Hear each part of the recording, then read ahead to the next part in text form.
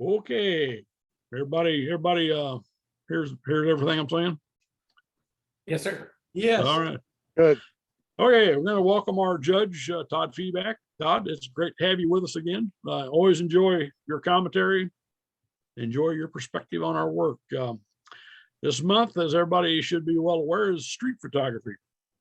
And I want to thank everybody who contributed this time. We had a pretty good turnout. I had a couple people tell me, that they turn in prints, but they wouldn't be able to join the meetings. They're out of town for all different things. So that's fine. And at this time, is there any old business that anybody thinks of that we need to readdress? Nothing?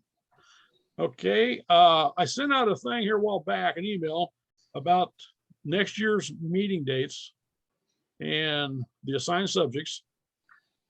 September, as everybody knows, we're going to do the high key that Raymond's going to critique. And then I sent out some proposed dates for the rest of the subjects, and nobody said anything back. I mean, I did get one or two responses back, but for the most part, I got them laid out. So what I've got for October are landscapes, November mechanical things, December with antique and or junk items. January would be macro, February would be painting with light, March will be bokeh, if I'm saying that right. April will be locomotives, and May will be abstract in nature or abstract. Anybody have anything they'd like to do different with those? And I can send this list out again. Looks good, Kelvin. Okay. That all right with everybody? Go with it. All right, we're going. Yeah, I think what we got there is, with the cold weather, we got stuff we can shoot inside. So that's Sure. That's probably the best way to do it. Sure, yeah, because Bill Summer and I got talking. You could do the macro painting with light or the bokeh. You can actually do those tabletop, or you can do them out. I mean, those are probably the easiest things you could set up on the inside and do. Anyway, we'll go with that. And does anybody have any exhibits or art shows they want to bring to anybody's attention? June 18th, Blue Springs is a cork and canvas. It's a one-day show. Where's this at? Blue Springs, Missouri, downtown. Oh, okay. Yeah, June 18th. 18th, okay. And that's downtown area. Yes. Okay, thank you. Okay, and then I want to just go over again the officers next year.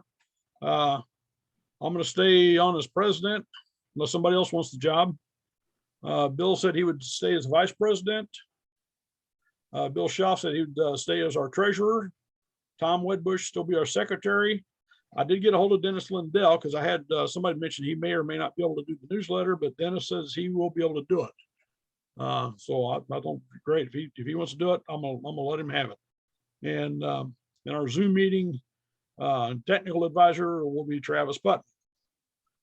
So that's all that I really had that I wanted to just touch bases on. Anybody else have anything else before we turn this over to our master of ceremonies? Is there any more information regarding what the Wyandotte Camera Club or the Wyandotte Library reopening by then, do you think? Don't know. Haven't heard anything. That'll be something we'll have to kind of keep tabs on. And also not to get away from what you're saying there. Yeah, we'll check in with them every so often to see what's going on with them. But with these assigned subjects, I already put together a brief description on each one of them. I'll send that out. That can still be edited because we're going to go with those months. My next move will be to go ahead and start throwing out feelers for anybody who wants to judge any of these subjects.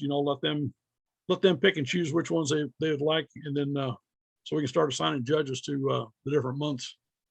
But also I'll have the description, so I'll email those out. Depending on what time we get done, I'll either send them out tonight or I'll send them out tomorrow to everybody.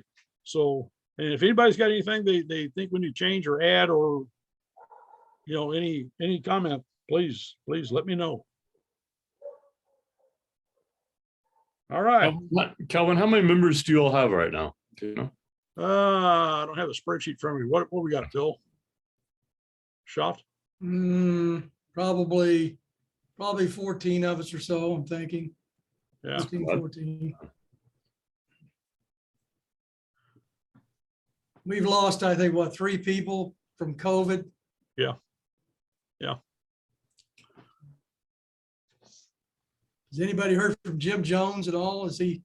No, I've tried to contact him several times, and I don't get anything back. I don't know what's going on with Jim. I don't know if he's just I don't know. tuned out, or I hope he's okay. Yeah, he hasn't answered my emails either. No. And actually, I've tried to call him, and when I call him, I get some kind of a crazy recording that it won't go through. The phone call won't go through. Okay. So I don't know. I'm kind of wondering about Jim. I'm worried about him a little bit. But I know here back earlier this year, I tried to get hold of him because he kind of fell off the radar, and I sent him a message. Jim, you okay? You know what's going on? And then he said, "Oh yeah, I'm fine. I'm here." And he actually came in for a couple of meetings, and after that, he's disappeared again. So Yeah.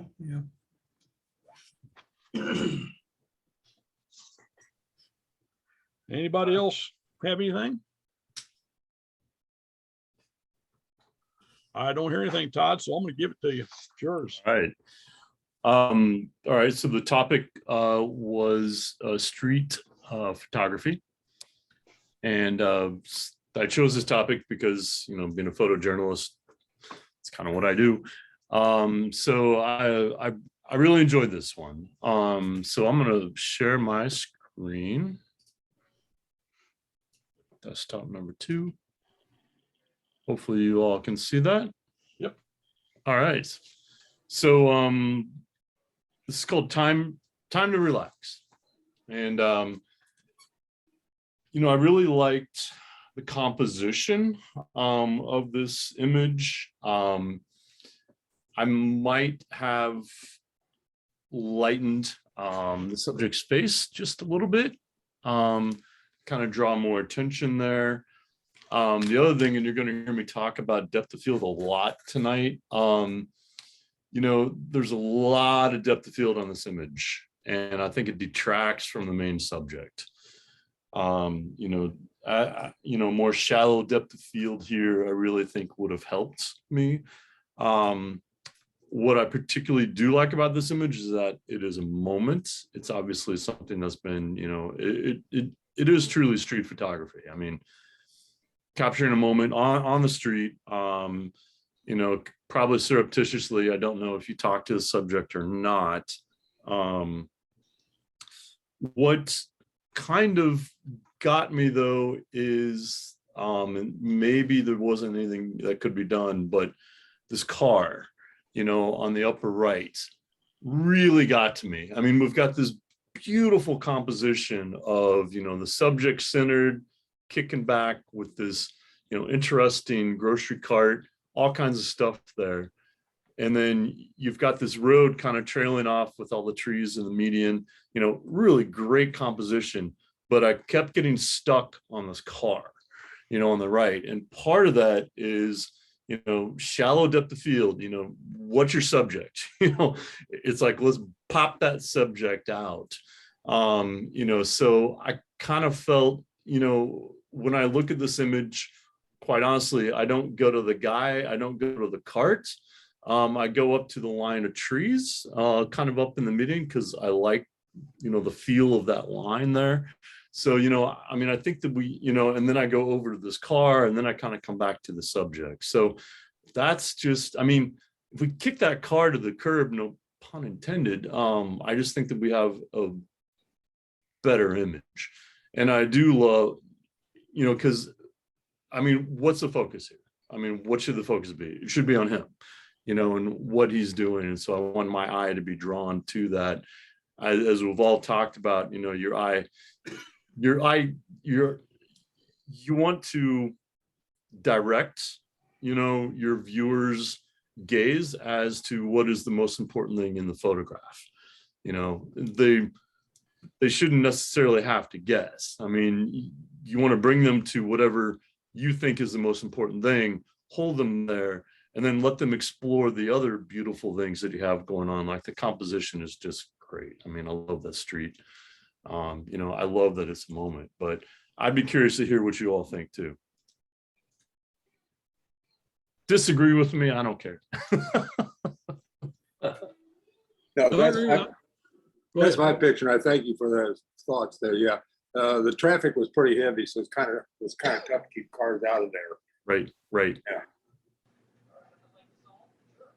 I agree with what Absolutely. you're saying about the depth of field. If that background was kind of just faded off, you know, or out of focus, more soft, and without the car, yeah, I like that because I like this image with the guy on the bench and that, you know, maybe that's his worldly possessions right there. That's all he's got. That You pretty know. much looked like it. Yeah, But he's got a cell phone too. yeah, I noticed that. Yeah. Here he is, homeless, and he's got a cell phone. Yeah, I mean, I think that one thing to think about, and I don't do this enough, but you know, if you have a lot of traffic, you know, maybe use that to your advantage, slow down your shutter speed, you know, and then you got the traffic kind of like blowing past them. And I think that would have added yet another element. You know, the world is passing this guy by and he's, you know, he's just relaxing. He's chilling while everybody else is driving the grocery store and he's just on a cell phone having a good day. But there would be one way perhaps to maybe kind of reduce, you know, a distracting element. But did you talk to him at all, or I'm just curious? No, I know we were just walking by and I seen him sitting there. This looked like a good shot. So, Yeah, yeah, I agree. yeah. No, I mean, mad props for capturing a great moment. You know, and I mean, like I said, I mean, I'm in love with the composition, except for that dang car, you know. But you know, nice job. Thank you. Yeah. Any other thoughts? I'll tell you that there was one shot that I was going to use very similar to this, or I took over in the River Market. There was a lady who was living on a bench. And I tried to get a good shot of her without her knowing what I was doing, because she was walking back and forth and she had everything she owned piled up into one or 3 or 4 big bags sitting on that bench. But she was too busy telling the world whatever was on her mind. She was talking 90 miles an hour to nobody. And she's looking around. I thought, the last thing I want to do is point my camera at this lady and get her attention, because she did not look happy. And I went back a couple of weeks later and the bench has been taken up by the city. They removed the bench. Oh, yeah. Todd, So she lost her home on the street too. Todd, Yeah. that's Bill. On a picture like this, would it be possible to, well, I know it's possible to take the car, but what about the background? Could you blur it? It's like in Lightroom or something? In post-production, yeah, I mean, you could certainly make a selection and then, yeah, you could blur it out. I mean, I'm not a fan of doing that. You know, I mean, just the journalist in me is like, I mean, I couldn't do that as a journalist. I mean, there's no way I'd be fired. You know, if I did that, it's like you got to capture it in camera. But I mean, you certainly could do that in this instance, Bill, for sure. It just requires a little extra work. I mean, I don't know what your f-stop was on this. I mean, I'm gonna guess it's around f8 or something like that. But you know, it's just something to kind of think about. But overall, I mean, you know, it's nice and it's a nice moment. And I'm gonna go on to number 2. I believe this is from Calvin, the street drama. I'm gonna kind of say some of the same things. We got a little too much depth of field. We're not isolating a subject here. You know, in my mind, I mean, the subject is the person in the middle. You know, I mean, cropping wise, Calvin, I mean, you know, I think tighter. You know, we always say kind of crop out the crap, you know, crop out what you don't need. You know, so I mean, even if you did, well, yeah, maybe something along these lines. You know, I mean, you just got a little too much sky and a little too much here. I mean, I would also suggest telephoto lens, you know, really isolate what you want to do here. Because I think the most interesting part of this image to me, you know, is kind of right in here. Somewhere in here. Maybe you can include this guy. But the other thing I would say is that I mean, I don't know if it would have been possible, but maybe if you rotated to your left a little bit and got a little more head on. I mean, I know you're at that point, you're introducing yourself into the street, and that can be uncomfortable, but you know, maybe if he's a little more forward and you got this mass of people in costumes behind him, you know, I mean, I just start to see more possibilities there. But that's kind of what I would say about this. I mean, I'm always trying to guide my viewer. I want them to know what I shot.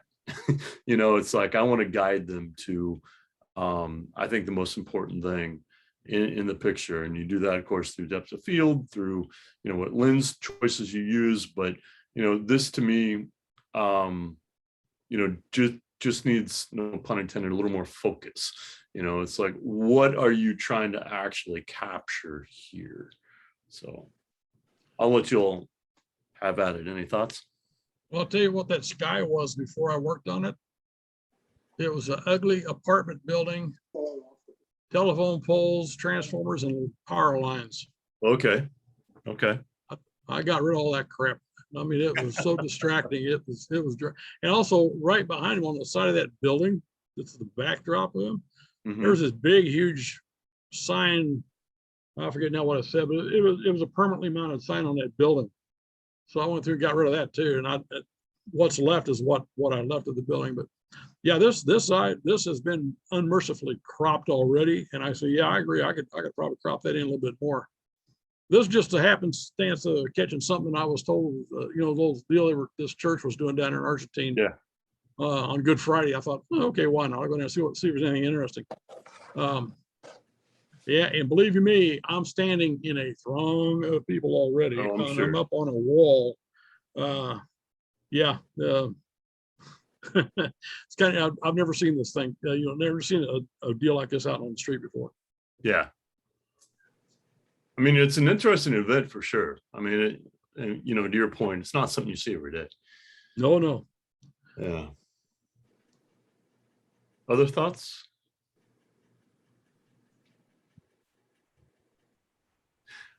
I mean, I don't want to get into a huge ethical discussion, but you know, from my perspective, you know, modifying the image that much, you know, is, I mean, it's just clearly not something that I would do. And what I would do is that, you know, if you have those distracting elements, you know, different lens choice, get in on this guy, you know, get in tight.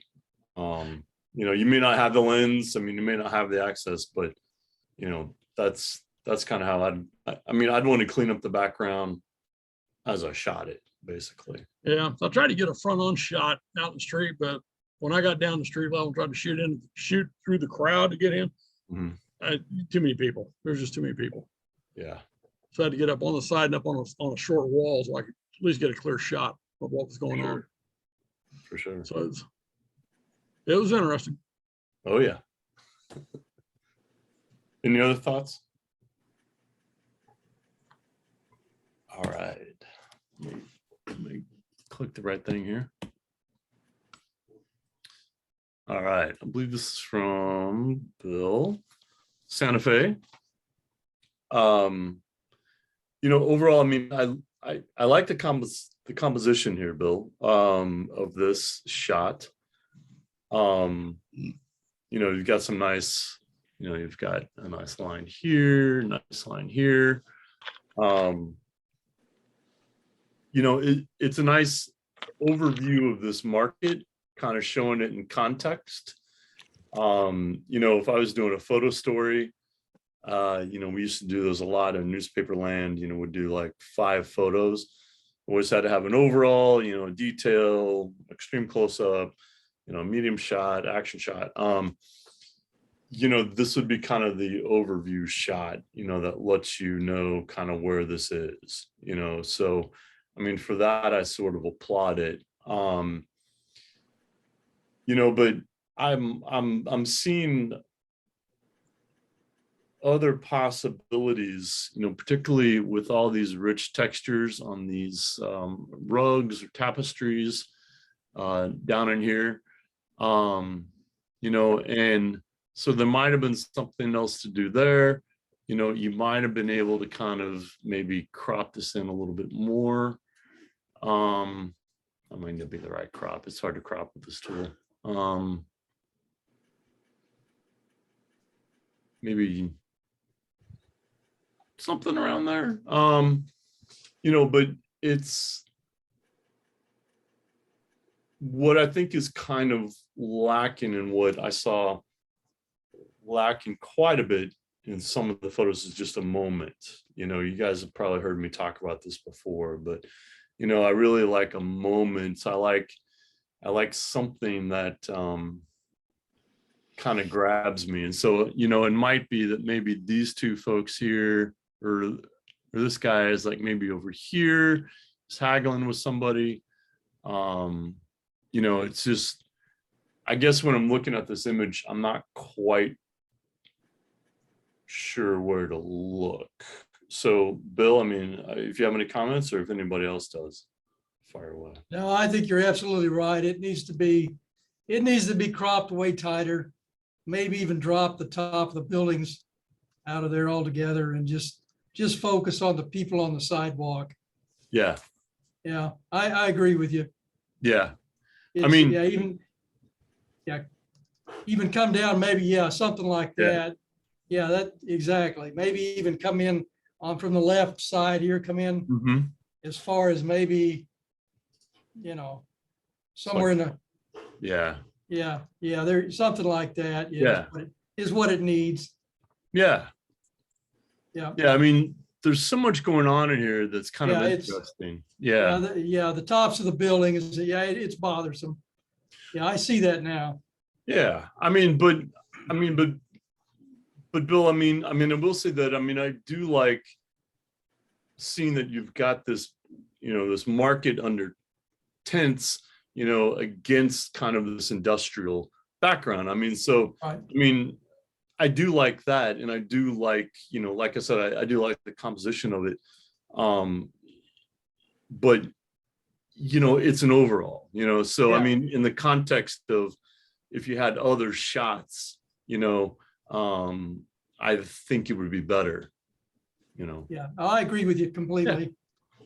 And this is cropped down probably half the scene already. Okay. There was a Okay. guy almost right in my face on the right-hand side of the picture. So it's cropped quite a bit now, but it could be better, Sure. be way Sure. better. Street photography, you know, you either get intimate or you use a long lens. Yeah, You know, it's a subject that takes practice, that's for sure. it does, and it's daunting. I mean, it used to be a lot easier, I think. You know, I mean, over the years I've been a photographer, it's like, I mean, I used to be able to pull out a camera anywhere and no one really kind of looked at me. Now people get a little weird about it. You know, I mean, it's almost like you have to have an iPhone, you know, just go to like pop images, Right. you know, Yeah. which, I mean, I get conflicted about. I mean, in foreign countries, I mean, I would kind of shoot a lot of street photography. I try not to be a dick, you know, basically. You know, it's like, I'm not going to shove a camera in someone's face. Hey, you're doing something cool on a side street, I'm going to take your picture. You know, I would usually kind of lift up my camera and go, is it cool or not? You know, I try to establish some type of relationship. Right. You know, but I mean, it's just a tricky dance. I mean, I'm lucky in that, you know, most of the time as a photojournalist, it's like, you know, I can take a picture and I go, oh, hey, I'm with the Kansas City Star. We're doing a story on blah, blah, blah. You know, so in a lot of ways that gives me street cred, you know, to be there, you know, and I do try to talk to people whenever I can. My goal, because sorry, I'm diverging a little bit, but when we'd have to go out and do a feature hunt, basically, if we don't have any photos for the paper the next day, we need wild art. So, I'm just driving around. I'm looking for kids on trampolines, for anything, and always the trick was you wanted to try to shoot first before you interrupt the situation, and then go in and get the names, because if you didn't do that, it would always kind of break up the momentum. So like I try to capture the kids on the trampoline against the tree in the sunset and things like that, and then I would always go up and try to talk to the parents and stuff. So but anyway, but I mean overall compositionally this is nice, Bill. It's just and I almost think color would be better for this, because these blankets have just got to be incredible. Yeah, they were.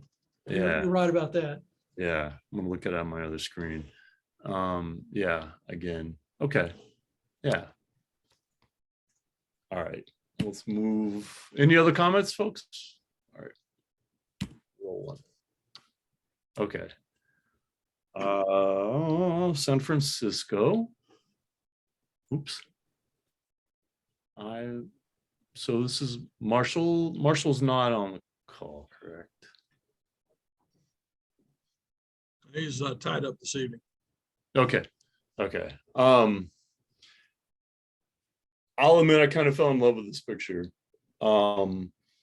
Just there's several things that I like about it. I love the bird facing away from the two people on the bicycles. That kind of made me laugh, because the bird just doesn't care. And I love, that those two are on these rental bikes and they're both gesturing, so there's something going on. They're not just sitting there, so it just added a little bit. It's obvious to me that they're animated. I love that. I like the clouds on the top. Really, I just like this. Kind of gives me a nice topper, a nice stop for the image up top. And then I do like, there's a couple other birds here that are flying in. So I just kind of liked it. It's two people on a bike enjoying a moment, and then I think you have the added dimension of, this bird on a pole. It's not a real, I would say it's not a real conventional composition, but I think that's okay. But I'd be curious what you all think. I personally like to see the two small birds taken out of the picture. I think it kind of detracts from the big bird on top of the light. Okay. That's just me. No, that's fine. And I guess that's Alcatraz in the background out there. This is San Francisco. It's got to be Alcatraz. Yeah. Yeah.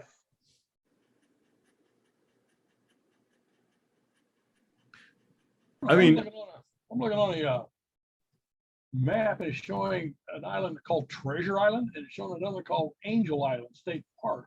Okay. That's what Could be, yeah. an Alcatraz.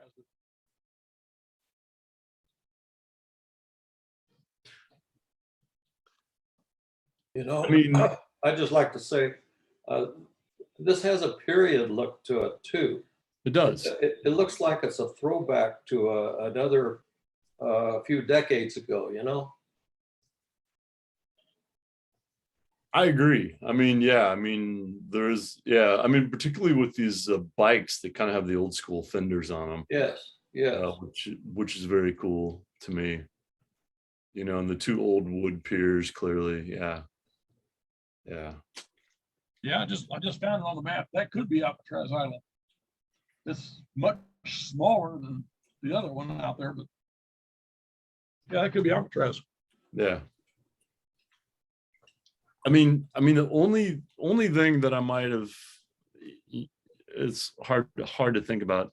Only thing if the push themselves over just a touch, and like made this island so it's not being bisected here by this pole. Right. But it doesn't It doesn't absolutely bother me, but it's just kind of something as I mean, anytime I look at a photo, I'm constantly reframing it. I almost catch myself. In fact, I was doing that this afternoon. I was like, would I have gone like, you know, like I'm moving myself here, like would I have gone over the left a little bit?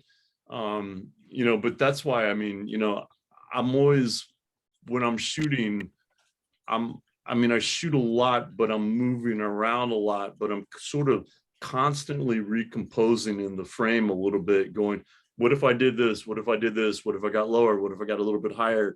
You know, it's like my mind's on fire. And I'm like, you know, how can I kind of like make this feel better, balance better, you know? And then at the same time, you're looking for that moment. And, you know, like I said, I do love that they're gesturing. If they weren't gesturing, I wouldn't have liked it as much. You know, I do wish the two birds in the background, you're right, they could almost be distracting. I mean, I wish they were a little closer, but you know, I don't know, maybe carry birdseed with you. But you know, Would this have been a good picture if you'd have just concentrated on the people? so how would you frame it up? So, you know, I mean, like tighter or Well, just the two people, I would crop the full out. or just crop into them. Yeah. Crop into them. Yeah. It's kind of fun. Yeah. I mean, I think you've got enough there, Bill, to, you, I mean, there's enough detail in these bikes and their gestures and their clothing and, you know, the water and the pier behind them, you know, it could, yeah. I mean, it certainly could be kind of fun. It's a whole nother look. But I mean, for me, it just kind of made me laugh. I mean, this bird kind of hanging out. You know, they're having a very animated conversation. The bird doesn't give a hoot. Yeah. But, yeah. But yeah, nice job. Okay. Anything else? We'll move on. Okay. All right. Picklemans. You know, I was really attracted to the lines in this photo. They're crazy all over the place, but they're awesome. You know, straight line, I love this line. I mean, there's just so many lines. And then I know exactly the time of day here because you've got this beautiful light on the building. So pretty sure it's late afternoon. But there are some really cool reflections downtown, you know, light off the buildings. So it was nice to capture that. You know, in this case, everything's in focus. And I think that's awesome. Just because all these lines are so wonderful. I mean, just all these lines here, you know, nothing to me here needs to be blurred out. This needs to be, you know, F18, whatever. It's just gorgeous. You know, the only comment I might have, not a big deal. I might have scooted over a tiny bit and gotten the whole Pickleman sign in it. Not a big deal. You know, we don't need to give them advertising. Just, you know, I mean, just in recomposing things, that's just kind of what I'm thinking about. And I might have loosened up just a touch, maybe have a little extra breathing space down here. But I mean, I'm quibbling. I'm really quibbling, you know. It might have been nice to have a little bit more here at the bottom and maybe a tiny bit more at the top, but I mean, I don't know. I just think it's a really fun image. So,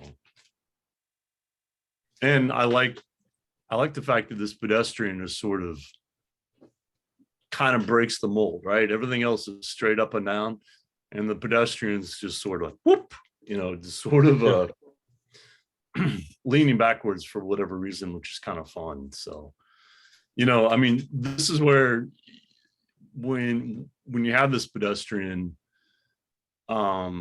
I mean, you know, maybe you shoot a lot and maybe I'm over here, You know, I don't know. I mean, I don't dislike where it is, where the person is, but you know, those are the kind of mental gyrations that I go through my head. I'm like, you know, okay, what if I wait for this person to go there? Or what if they cross the street?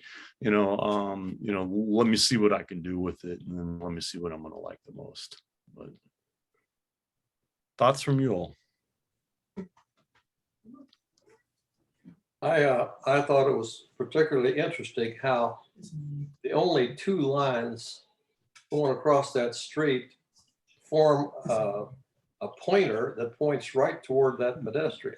Yeah. Ooh, And it sort of really leads your eye right to that person. yeah, good point. No, that's actually a really, no pun intended, good point. Good point. Any other thoughts?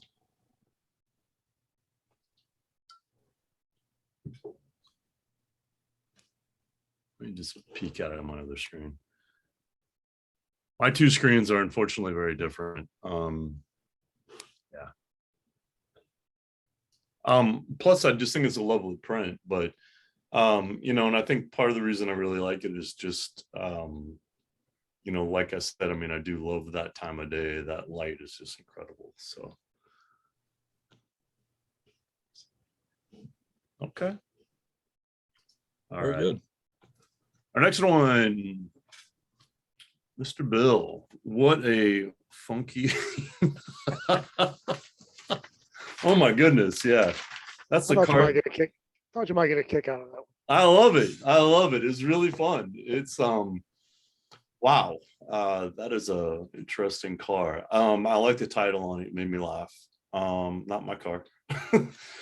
I'm just gonna move on past.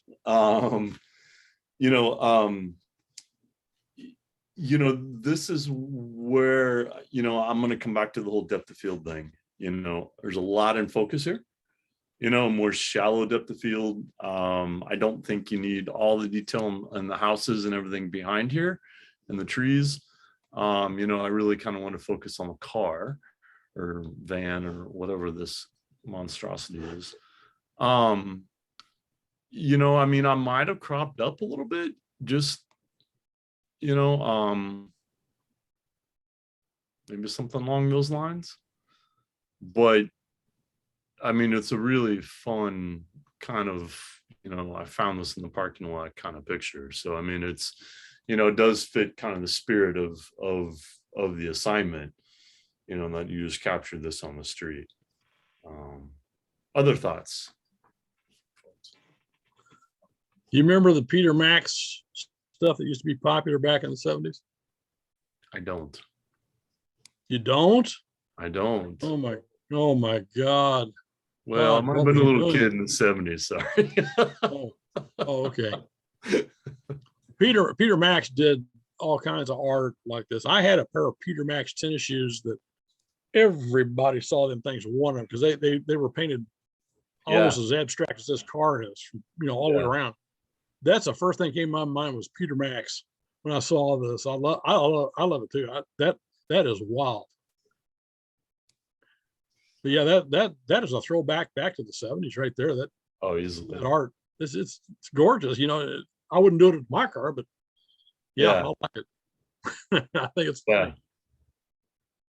You know, one thing, sorry, go ahead, somebody else. I was just going to add it. If any of you know the artist Bob Holloway, Yeah. Oh, yeah. he's almost in his mid-90s now, and he has a van that he has decorated with all of his images like this. But they added thing is that he wears a pair of white pants and a white jacket that Yeah. also have the same thing on it. And if you could Huh. catch him getting in or getting out of his van, that would be a cool picture, just like Oh this. wow. Yeah. So That'd be that's worth- what this, That'd be worth just setting up as a Yeah. portrait. Yeah. I've Um, often wanted to wait in the parking lot for him to come out. yeah. Yeah. He'd probably let you do a portrait. He's friends with my mom and then Julie Denachet. Yeah. Of course, my much better half. She did a a really nice story on him and his diary that he keeps. Oh, He, yeah. Phenomenal diaries. Oh, yeah, it's phenomenal stuff. Yeah, Yeah, he's yeah. super cool. I've But- had the pleasure of being with him and next to him in many an art fair. Yeah. oh yeah, of course, Yeah. of course. Yeah, he's fun. He's really fun. Yeah.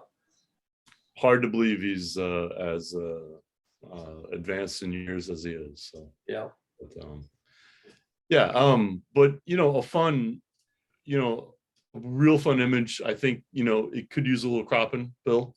To just kind of get down to it. If you do something like this, I like the American flag for whatever reason, or just add something in the background. Yeah, it's fun. I like that crop. Yeah, yeah, I think that works better. Yeah. And then this is also something where I'm gonna wait for this guy. I'm probably gonna be blasting the motor drive and just kind of picking my little moment. Do I want him here? Do I want him a little farther over? These are, this is why the damn cameras shoot 10, 12 frames a second. So you can sit there and fret about which moment's the best. Yeah. Which I never do. Ha. All right.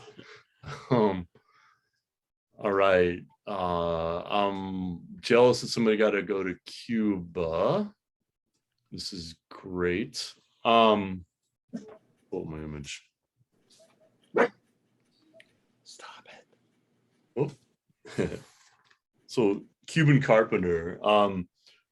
There's a lot of interesting things going on in this photo. Apart from just this person carrying a door. I love this person here. I love the gesture. I love, this is obviously some type of cement operation going on, which is interesting. And then, this very determined gentleman with a hammer in his hand. I don't know if he's going to help this person or not. So I really like that. Kind of where I demoted this a little bit was just, I wanted the guy carrying the door down a little farther, because his feet are cut off, so I would improve the composition that way. And it's like a half a second to a second later, maybe, or point the camera down just a tiny bit. That's one thing that I would do. The other thing I would say is just, and I'm gonna look at it on my other monitor, but there's all of this feels too hot to me. There's not, and by that I mean there's not enough, too bright, too washed out. There's not enough detail. I want more detail on here. And then I honestly, you've got kind of an interesting, divide here. I don't know if this is gonna do it. It won't. But you've kind of got this diagonal of shadow and light. But I think that the problem is this is too light and this is not dark enough. So this is a harsh light, hard time of day to shoot, but you have an opportunity here to really play with light and dark and really kind of accentuate that. So, by going kind of middle of the road, to me, it doesn't make the image as striking as it could be.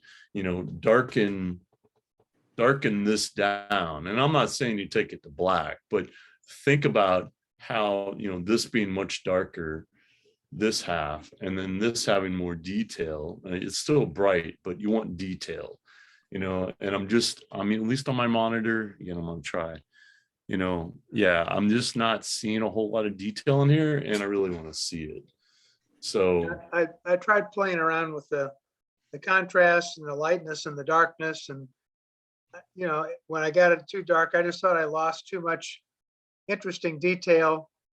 And when I brightened it up, it just like would blind you. It was like, no, I'm not going to go that way. And there really wasn't much detail on those walls. They were pretty right. just flat. There's Yeah. there's nothing there, just Yeah. plaster, whatever. Yeah. But anyway. Well, with that in mind, it's like darkening, the left side down a little bit more, just having having a contrast, because it's like right now we've got really bright and then kind of middle gray, basically. You know, Yeah. so you know, just looking at it on my monitors, you know, I think if you pumped in your blacks a little bit, you know, just go into levels and just draw your blacks in, I think that would help. You know, Okay. that's something, I mean, the two things that I always did on my photos when I was doing the newspaper is that I'd always bring in my blacks, because you want a good black. I'd bring in the whites just a tiny bit. And then if I had any subject, I would like whiten up the whites of their eyes. I'd take the Dodge tool, you know, just Yeah. because you really want to pop into the eyes. So, you know, I think just a couple tweaks. It's a challenging exposure, there's no doubt, but Yeah. Yeah. yeah. It was But- spur of the moment, just, you know, point. Oh shoot, yeah, You know, no, totally. But just No. had the one lens on the camera and it was, God, it was hot. yeah. This guy tells me how hot it was. Yeah, you betcha. That's the way I felt. Yeah. Yeah, he is. I mean, he makes this photo for me. You know, almost more so than the door. But you know, and then this guy with the hammer is kind of fun too. So Yeah. Okay. Thank you, Ted. you bet. All right. Cars Land. Gorgeous print. You know, I'll just start there. I mean, the exposure on this is just spot on. You know, I love all the detail in here. Again, you know, this is not shallow depth of field is great. You know, I mean, everything's in focus. You know, the only thing I will say that I think is that it suffers a little bit from a lack of focus. Like, I don't know where to go. You know, I don't know what to read. I don't know what to do in terms of viewing this image. And I thought a lot about it. I almost feel like you shift left and really allow us to enjoy this awesome neon sign. You know, that's a great sign. This is a great sign, but it's off in the distance. But you know, this pole kind of bisecting thing kind of hard stops and blocks this. And I think if you're able to shift over a little bit, you may not be able to, you might have gone off the boardwalk, I don't know.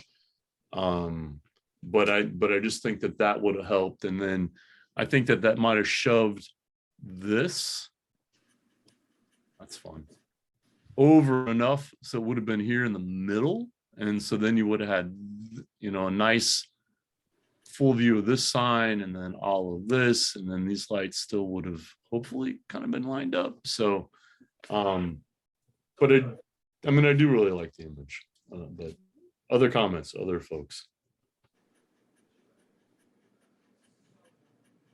Yeah, this is at Disneyland, and this is Cars Land. So you look at those mountains are actually looks like the tail fins of some late 50s, early 60s car. Okay. So I wanted to get those in there, and They're cool. yeah, if you ever get a chance to go to Disneyland, the Cars Land, there's a lot of stuff going on in there from a photographer standpoint. So Are you on a tripod or no, this is handheld on an iPhone. You're kidding. No, not at all. Now Wow.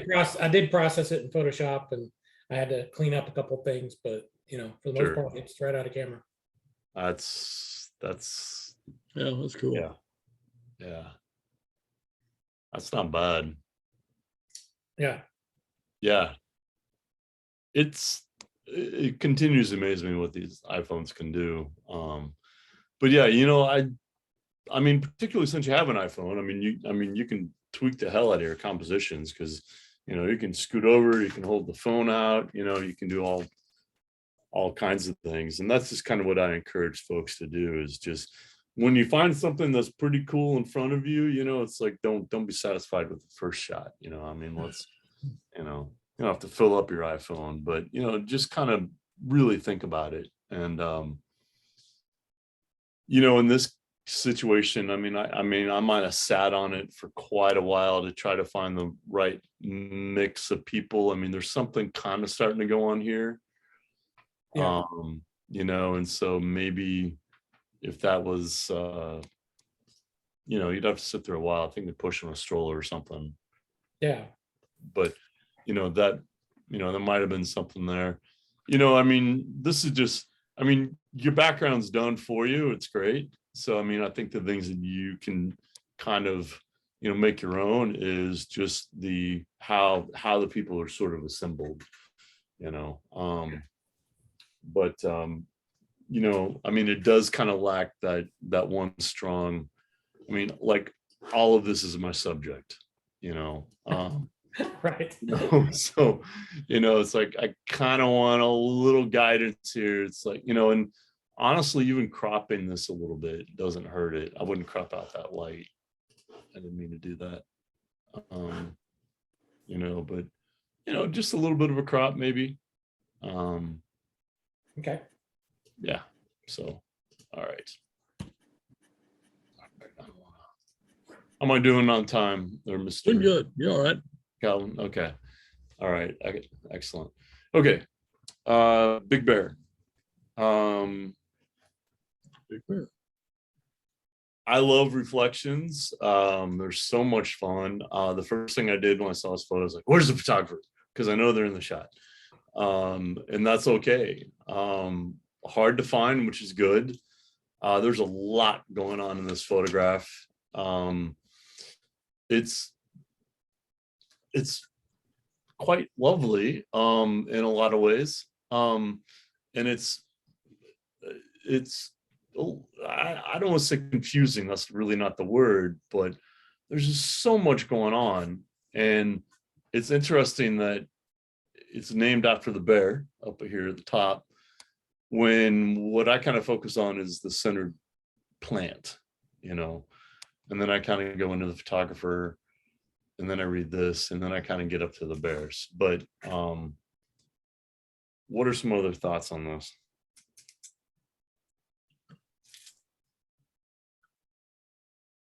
Yeah, I'm looking, you got the, I don't know, is that the sky or is that just the patterns of the window shade that's partially pulled down? Yeah, I'm not sure. It's interesting, but It's got to be, yeah, it's got to be, because here's the pull. right. Yeah. Or it could be a combination of the sky and some, you know, just some light reflect patterns off that shade. Yeah. On a picture like this, I always enjoy the layering and how you can sort of slice it, you know, you can go into this picture a little at a time, and you can almost eliminate the other layers and concentrate on one of the layers. And, you know, really and do a little bit of a long moment of enjoying that image. That's a great point. You know, because now, sadly, it's the first time that I've read this sign in reverse here. It says Big Bear. I'm also noticing some pretty interesting, that's an interesting car. I don't even know what that is, but I like it. Yeah. One thing that I always think about, I know you've heard me talk about a lot, you know, is just angles, you know, and I know when I was photographing, you know, down on the caves and stuff, I had a bunch of gear and things, and I realized that, you know, because I was carrying like a light, and I had a belt on and lenses and a couple cameras, and I realized that it encumbered me enough, and also I've noticed that I've gotten older, and so it's harder for me to get up and down. So I noticed that most of my photographs were like being taken from the same angle, you know, and so I think one thing I would have encouraged this person to have done, you know, is to maybe, you know, hold the camera down, you know, kind of shoot up on this window, just try some different things to maybe emphasize some different pieces of you know, of this, you know, because I still say there's not like a strong focal point. There is a lot to explore, which I like. There's a lot to kind of unpack. But I kind of go back to, you know, if you want that bear to be the center of attention, I almost want to shove it up here, the top, and maybe de-emphasize this here. So I might have like gotten down and shot up to just see what that would have looked like. But, you know, I mean, that's the beauty of photography. You can hang out and explore as long as your knees will let you.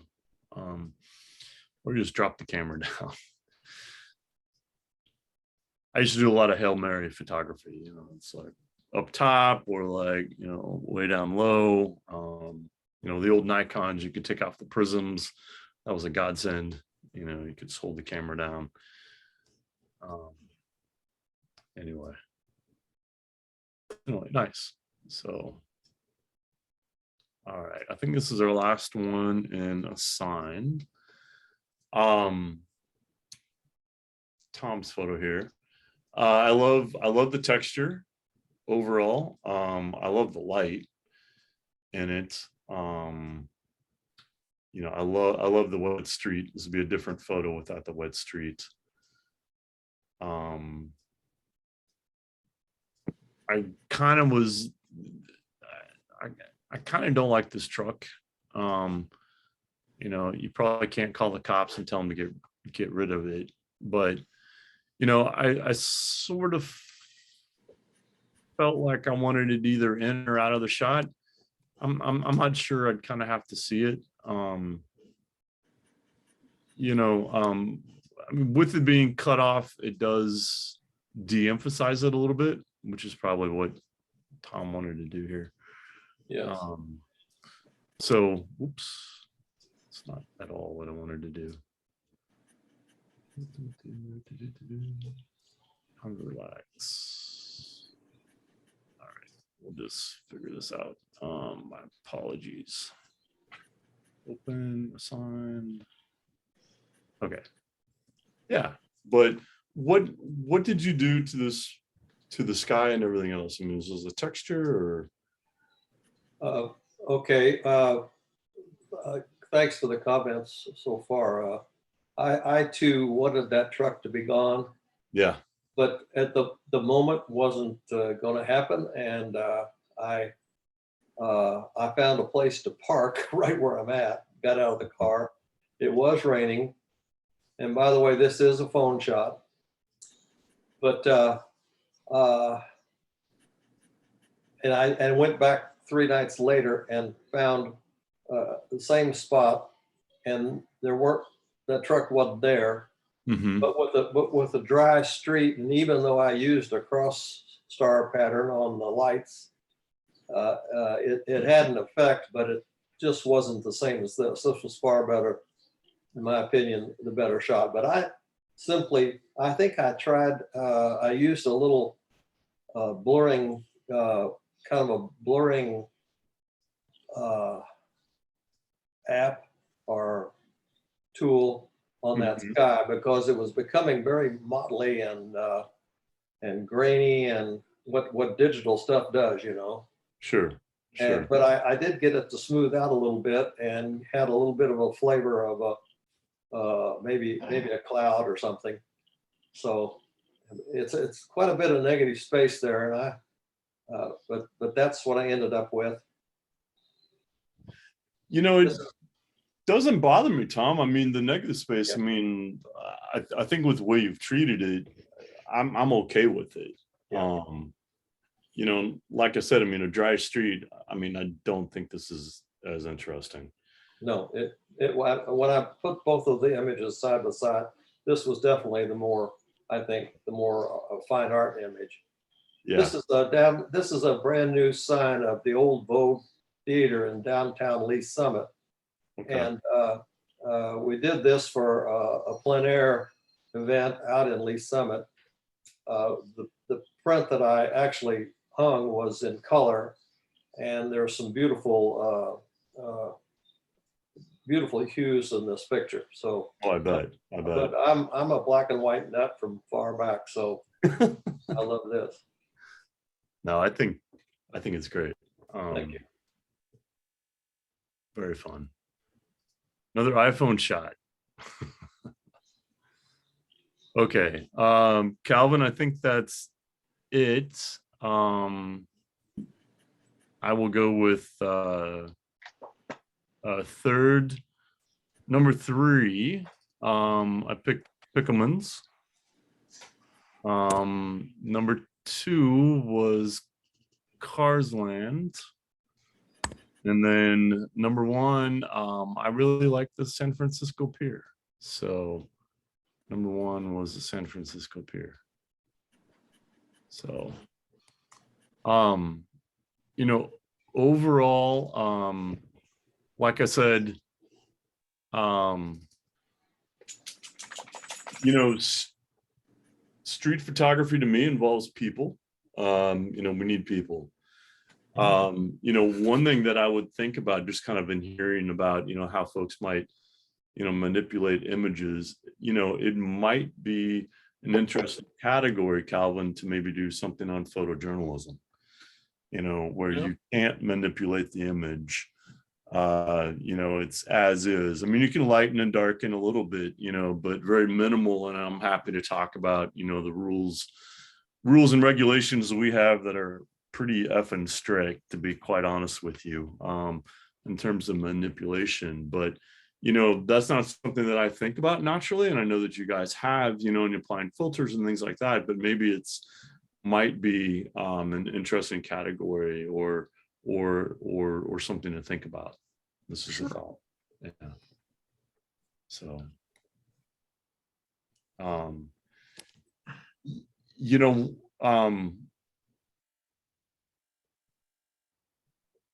Yeah, but who would we get to judge that? I'd have no, maybe Julie.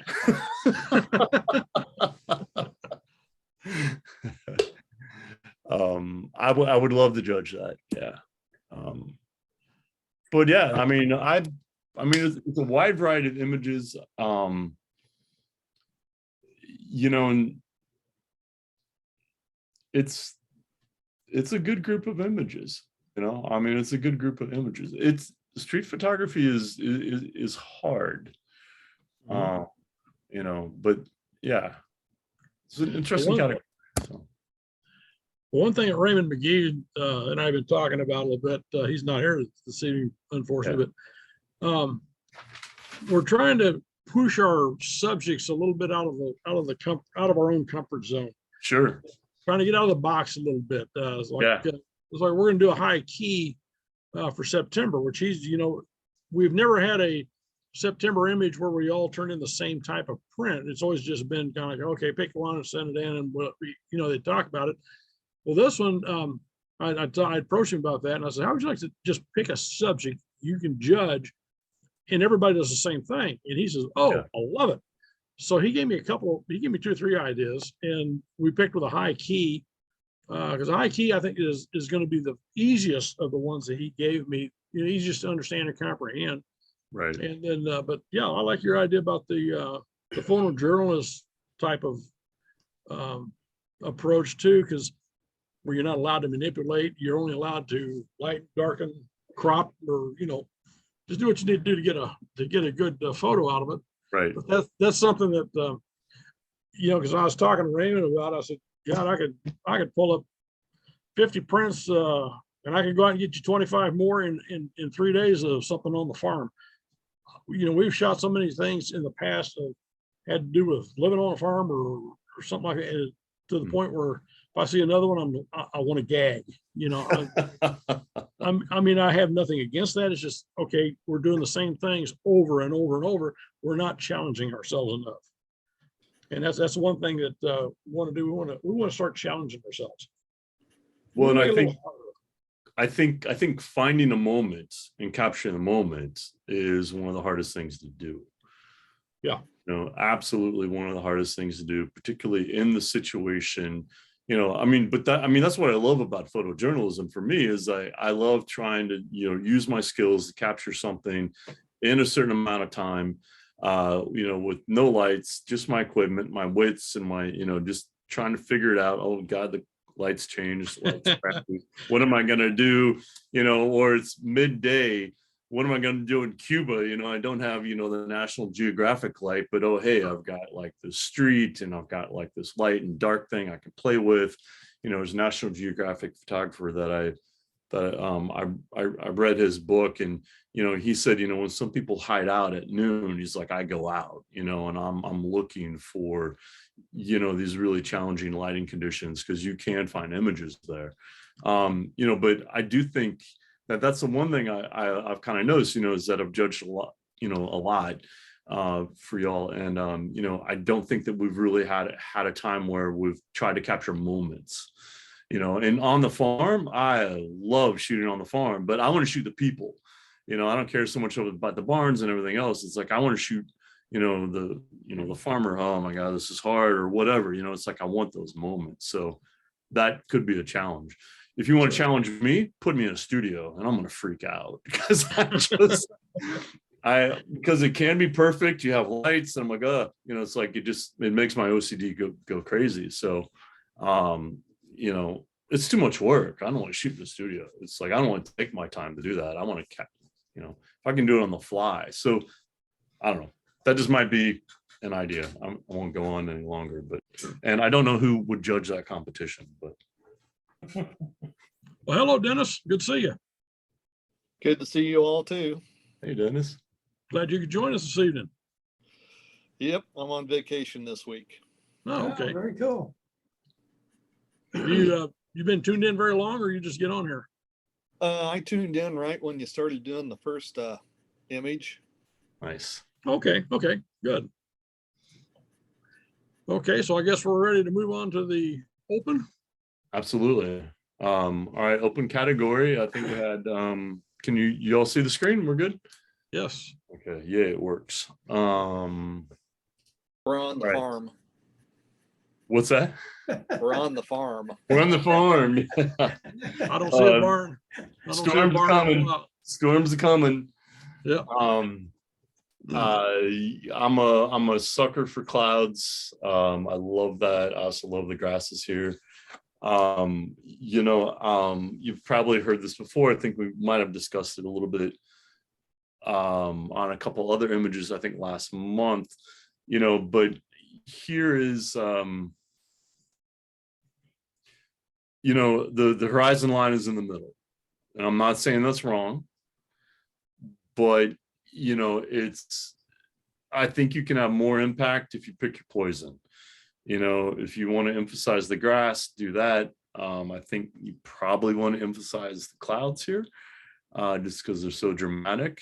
You know, and in my mind, I mean, why not shove the camera into the ground, get some grass in the foreground, and get the clouds in there to just get a different shot. I mean, this is, I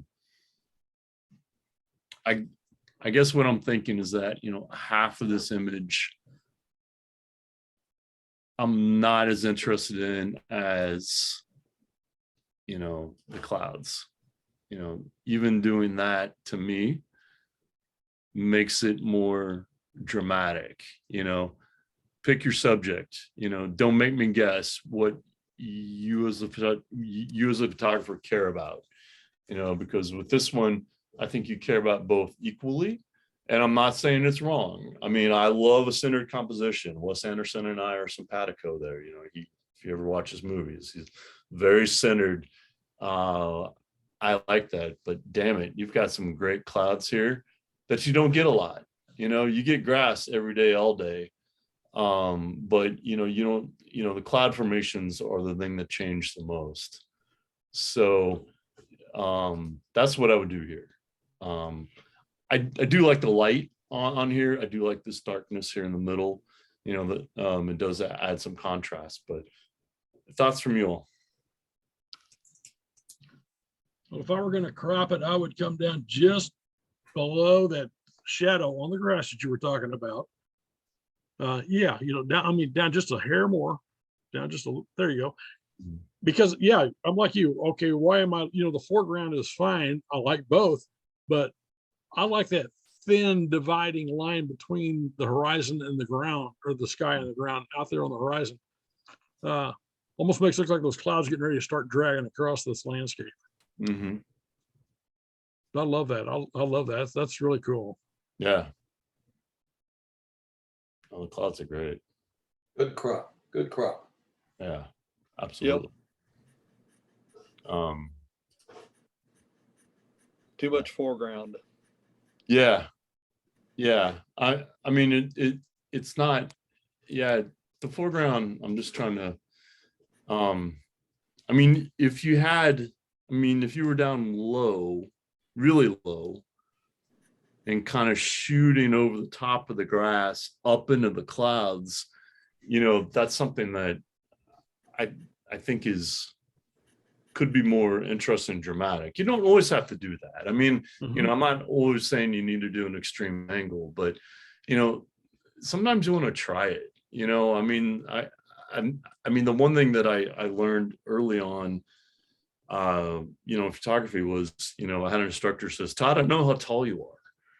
He didn't mean that as a compliment. It's like all your photos are from the same perspective. And if you think about how we go through life, if you want to show somebody something different, you got to kind of change up the angle, because not everyone's going to crawl down in the grass and get chiggers and all that, but you are, and they're going to go, wow, that's really interesting, because I can't or didn't want to get down in that position. So, it's not, I mean, I'm not trying to turn it into a gimmick, but it's just one way that you can kind of make your images different than others. I mean, it's worth a shot, right? I mean, you've got unlimited memory cards, so have fun. That's not what I wanted. Okay. All right. This might be from the wine assignment from last month. Here's a beautiful, symmetrical, fun image. Mr. Whitebush, I really like it. I like everything from, we've got a little light on the rim of the glass, which is a nice detail. My eye is drawn right here in the middle because of that fatter line. So it does give me a focal point. It doesn't include too much of the glass. And I like that there's kind of like a light, it's lighter here. And then, you took the time to darken down the edges. That, vignetting is something that, I mean, I don't do it strongly, but, I might take out the darken, what's it called? The burn tool. Thank you. The burn tool, and I'll just lightly burn down my edges a little bit, because it draws attention to the center, of the frame that often, an area that I want people to look at. But your thoughts? Well, that would have drove you crazy trying to do the setup on this if you didn't want to spend a lot of time trying to do this, because trying to get everything centered. And the first few shots I didn't have the water all the way up to the brim. And there was a line going across right underneath the brim. And I kept looking at it and thought, no, I don't like that. So I set it back up again. And then I just filled the glass right to the very, very top. Okay. Took the shot. So, I mean, it was, trying to, the depth, getting it away from the background to get the image and not spill everything all over. It was taxing, but Yeah. it was a lot of fun. What's your lighting on this? What's your light setup? Well, those little LED lights that you get from Harbor Freight. Yeah. I had 4 of those, just 2 on each side, just lighting the background, just bouncing it off. That's a fabric in the Okay. back that I picked up at the fabric store, and just bounced the light off of that in my workshop. Just turned all the lights off and shot it.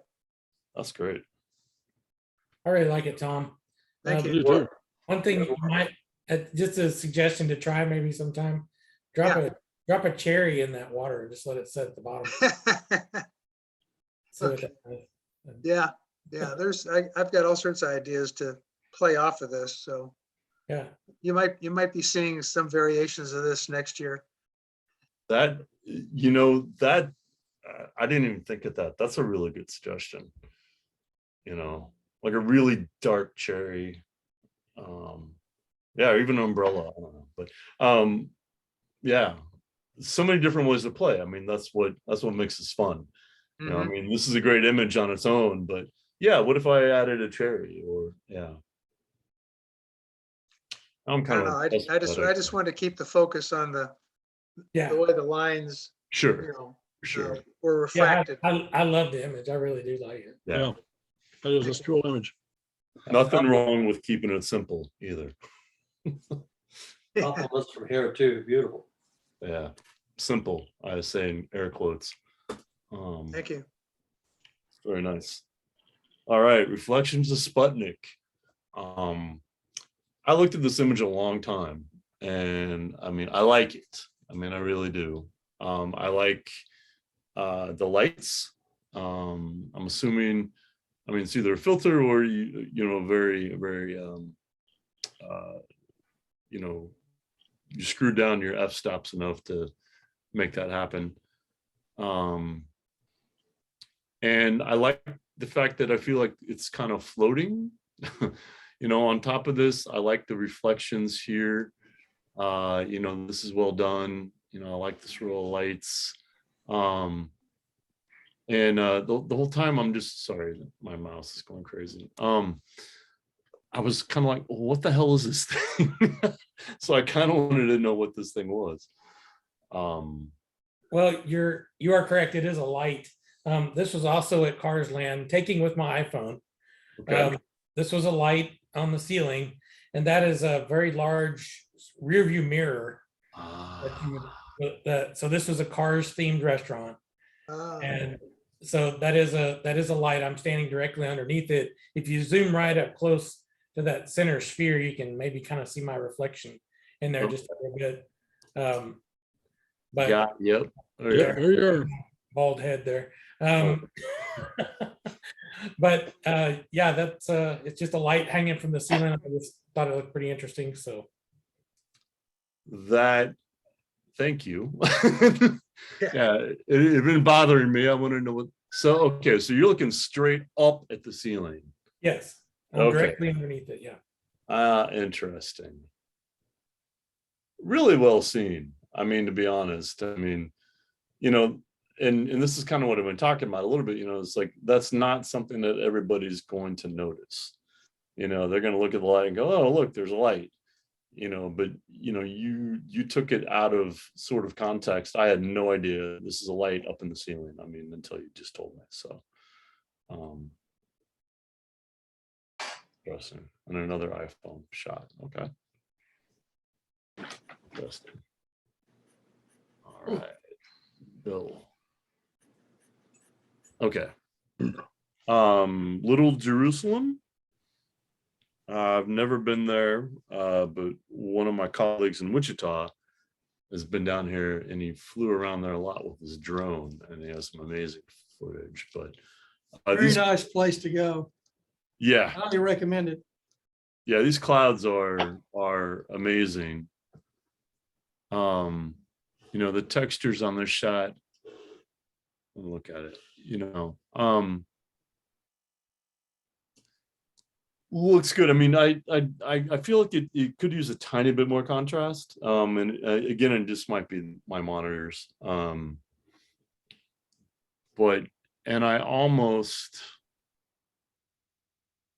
it's hard to unpack this composition because overall I like it. But I mean, I wonder a little tighter. I don't know what you all think. It's like I almost feel like all our tones here are almost too even. I mean, it's like this is not in shadow.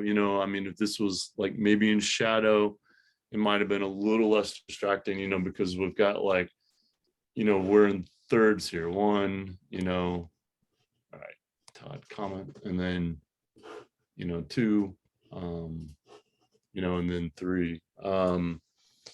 So I mean, I think it's something to kind of play around with to maybe make it a little more dramatic. I mean, I almost wonder as I was kind of reimagining this in my head, you know, if maybe, yeah, that's too tight. You know, but maybe if there's more over here, you know, make this more prominent to the right a little bit, and then, you know, kind of like stack this up, if that makes sense. You know, so you got your dominant on the right, not all the way to the right, but your dominant, and then it kind of looks like there might be an interesting stack there. I mean, I'm playing around with it. I mean, it's a pretty image, but other thoughts?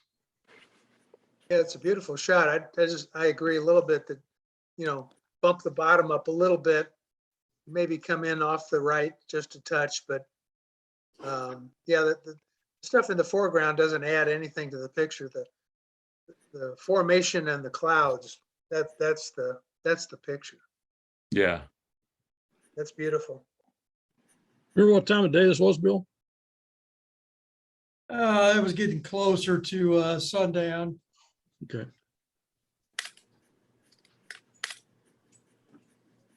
I'm sure you shot a lot here. I've only been there once, but Yeah. several days. We're gonna go, I think we're gonna go back early next month. Where is that, Bill? It's towards the western side of Kansas. Okay. Yeah, the fact that this is in Kansas is just Mm-hmm. outstanding. Yeah, another thing that's kind of fun. I don't know if any of you guys have done this before, but you said you want to kind of shake yourselves out of certain routines, but you know, going to a place like this together and everybody scatters, you shoot, and then you come back and compare notes, to me is one of the most amazing ways to learn. You know, because you see like the same thing shot by, you know, 10 other people at the same time. I mean, I used to love that when I'd go out and do video stories. You know, I love to watch like channel 4, 5, 9.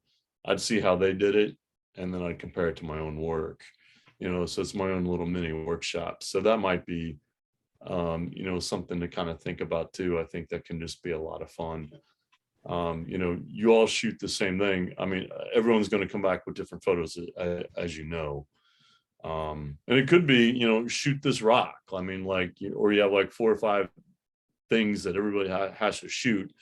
They do their own interpretation. But yeah, beautiful shot. Is that the moon? Go back to that. It is, yes, The moon there? Yeah. yes. Mm-hmm. Yep, sure enough. Wow, good eye.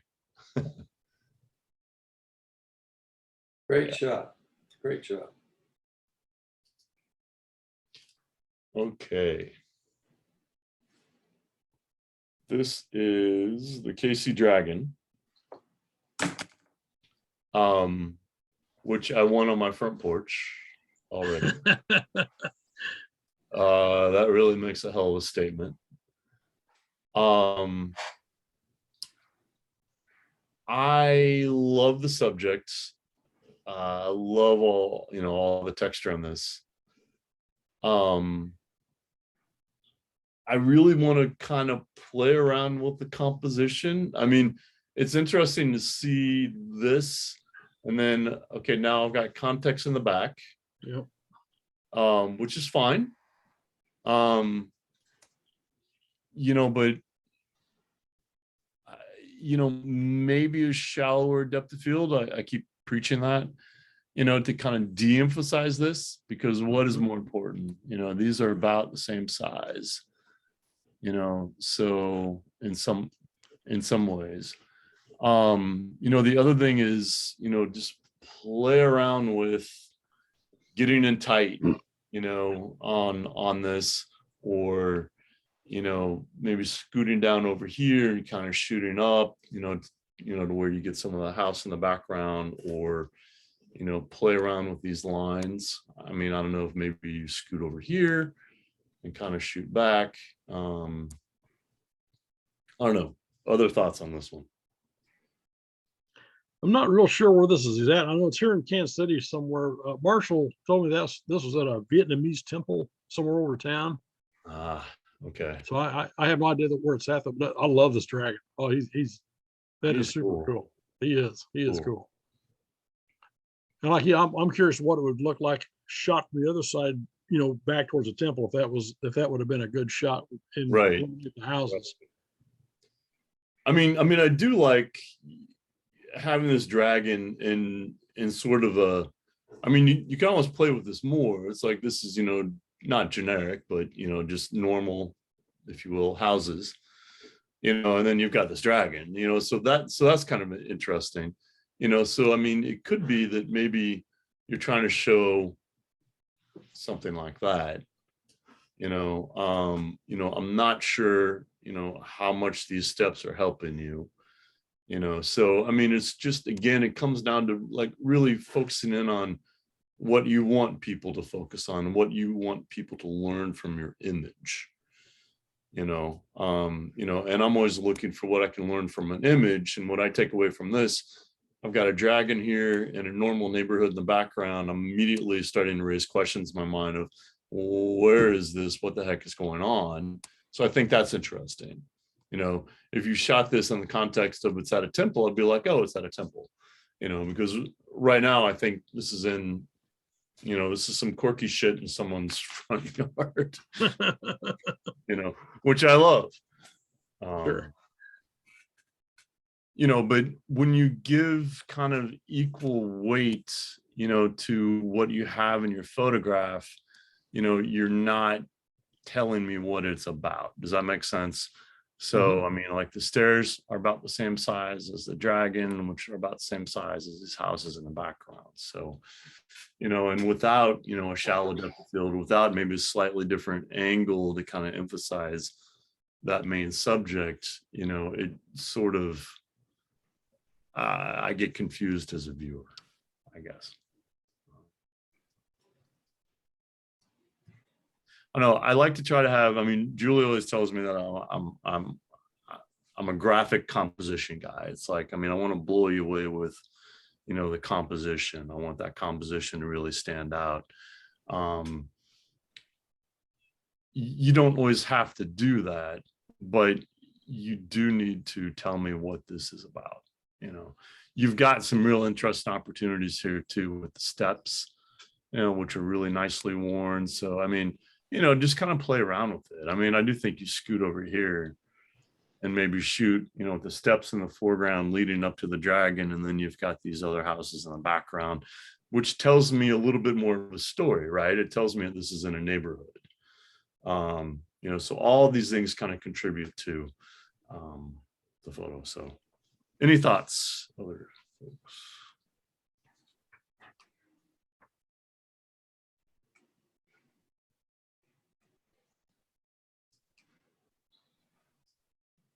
Okay, we do have a couple more. I thought we didn't.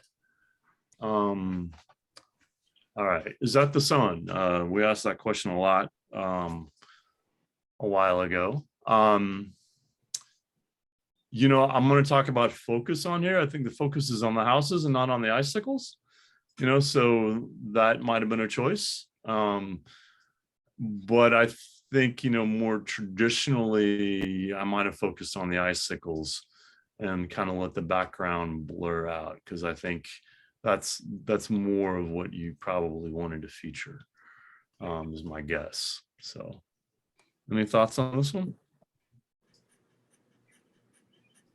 Yeah, I agree. I think it would have been better if I could have focused on the icicles. Yeah. Yeah. And it might be, I mean, I know these are hard and they're probably in an unusual, well, hard to get to spot, but it might be maybe you wanted to shoot more through the icicles up towards the sun. But yeah, just kind of play around. Okay. Grab one, turn one.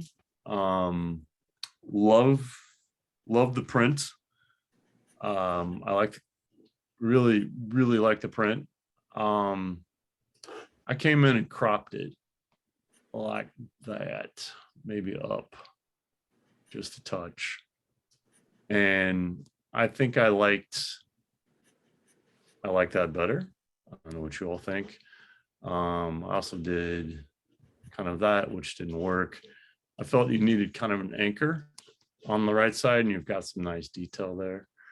That's probably a little too tight, but like I said, I mean, I really like the light on this. I like this handle on the extreme left side, and these lines, I thought were really nice. What do you all think?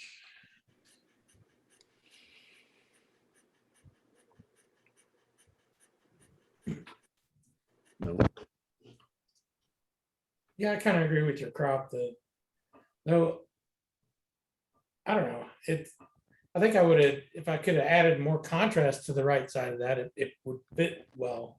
I think it's just almost too flat compared to the high contrast on the left side. So Yeah, I mean, I don't mind what's going on the right, but yeah, I mean, I think it's just a matter of just burning that down, and just really making that darker, so it de-emphasizes it, because it is a little flat. Looking at it on, yeah, it is a little flat. I mean, this is just gorgeous. I mean, the light and the lines, I mean, this is just great.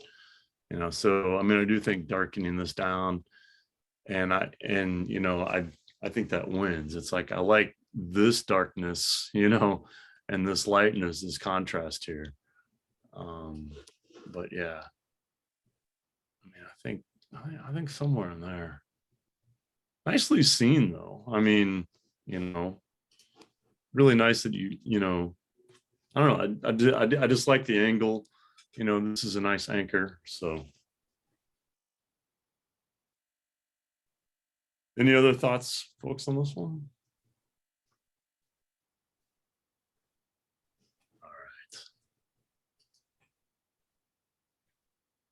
Mr. Calvin made me laugh. Where is this? This was a temporary road construction project right at the end of the Lewis and Clark Viaduct. And it's obvious that the contractor did not have the proper signage that he needed. When I came across this, I looked at this and I'm saying one way going two different ways, and then the sign says do not enter. You see the back of the stop sign, which is, Yeah. you could get off the viaduct, but the do not enter still there. But yeah, I thought, well, I don't want to get technical on you, but the guy has no clue what the manual uniform traffic control devices is even about. Right. This right here, one car collision right there would get this guy in court and clean his clock. Because you're telling people go one way, two different directions, and do not enter here. So that, yeah, this was just so much conflict right there on one signpost. It made me laugh. Yeah, no, it's like, it cracked me up. Yeah. I was like, you got to be kidding me. Nope, this is for real. This really happened. Some road contractor put this up on a city street. That's funny. Any thoughts on this from the crowd?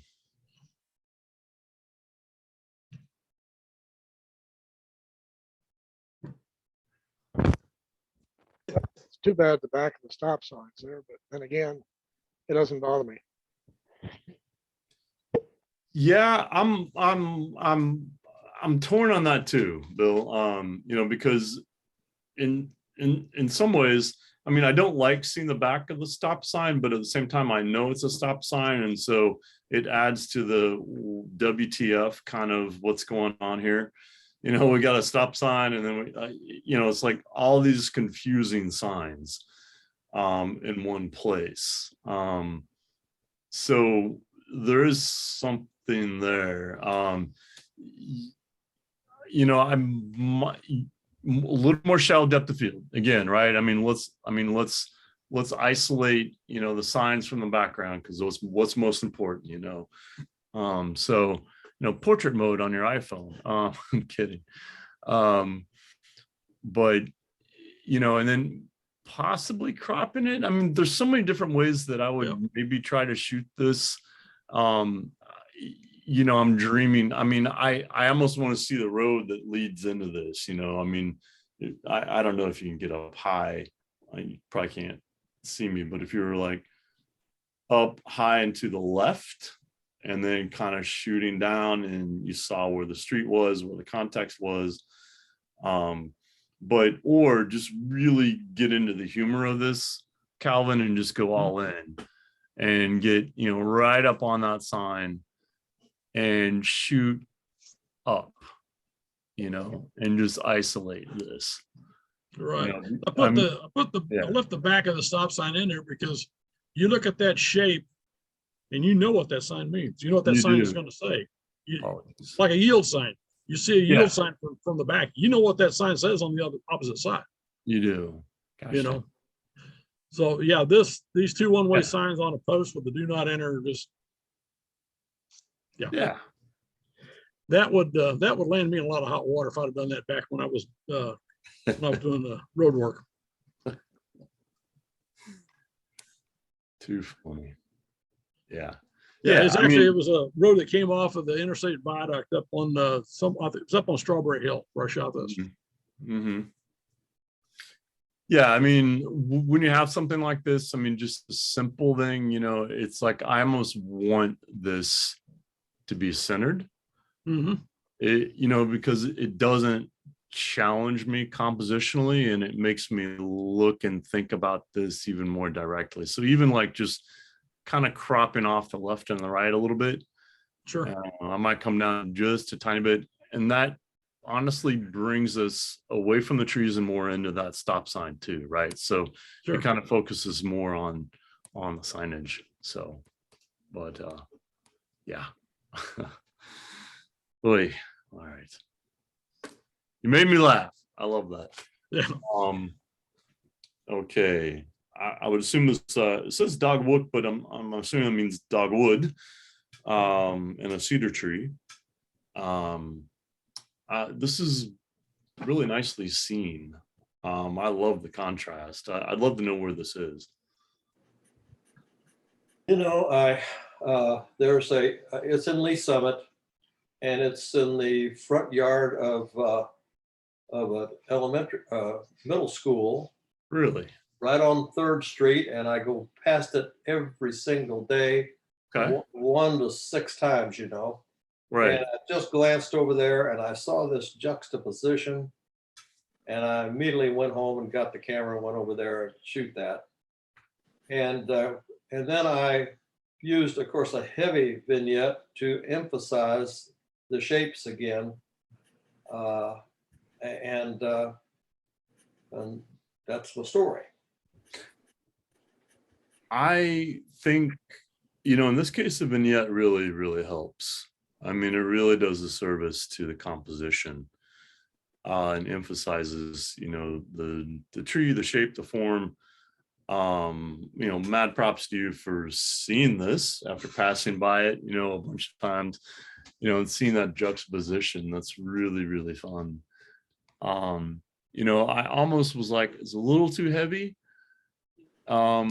You know, on the vignetting, but you know, it's, I mean, you're in it to win it, right? I mean, you made a commitment, you know, so I think it's fine. I'd be curious to see what it looks like. Maybe. Well, obviously, I'm into this for the fine art idea, Yeah, not necessarily the journalistic idea. right. Yeah, so I mean, it really does give a nice halo effect, and yeah, I mean I'll pop this image up and it struck me immediately. Yeah, for sure. Yeah, and look, I mean, I'm not trying to turn every image into a photojournalistic image. Okay. Sorry about that, but no. Yeah, what do others think?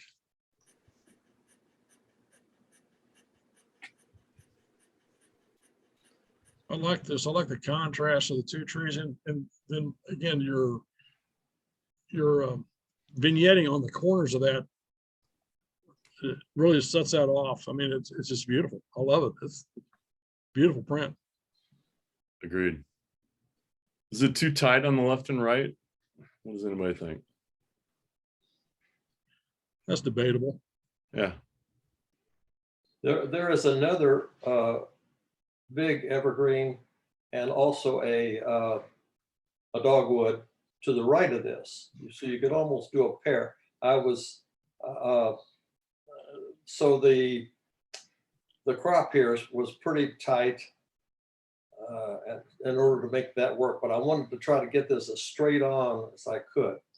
Mhm. And excuse me about the spelling of dogwood.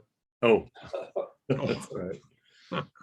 Um, I tried to look up the tree. I didn't find it, but Yeah. Yeah. totally kidding. Okay. Totally kidding. Okay. You know, the other interesting thing about this image, as I look at it, you know, I mean, it is nicely centered. And the more I look at it, if you look at the light underneath this tree, Yeah. it was beautiful, you know, down in here. And, you know, it's like, I almost wonder, you know, if there's a little more to be had down here and maybe push this upward just a tiny bit, because, you know, in this case, you know, I like the grass, you know, because there's so much interesting light and texture here. But, you know, I mean, we're splitting hairs, we're playing around. I mean, just, you know, armchair quarterbacking. But yeah, it's a very striking print. Thank you. I mean, you should make prints of this. I mean, I think people would hang this in their house, to be honest. So, Yeah, I think when this is matted up and put into a setting, I think it'll be pretty good. I'm gonna use it. good. You should. Absolutely. All right. All right. Let's see what I decided here. Hold